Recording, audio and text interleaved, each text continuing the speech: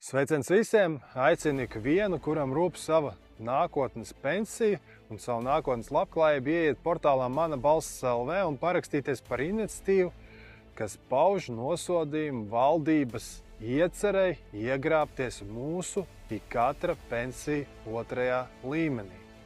Atcerēsimies, ka jau vairākus gadus tā pati valdība bija slavējusi pensiju otro līmeni, sakot, ka tas ir katra iedzīvotāja savs veidotais uzkrājums, ko tas varēs izmantot vecumdienās.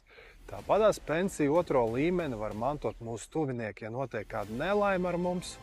Vienvārds sakot, šis bija, kā saka, diezgan labs risinājums, kas tika piedāvāts. Taču tagad, kā redzam, valdība, lai lāpītu budžeta caurumu, nemeklē naudas līdzekļus citur, bet ir izvēlējusies diezgan drosmīgu veidu, ko agrāk neviens politiķis nekad īsti neatļāvās darīt, jo pensija vienmēr tika uzskatīta par neaizskaramu svētu avotu, taču tagad, kā redzams, valdība vēlās iegrābties šajā mūsu pensiju otrajā līmenī, lai risinātu savas problēmas.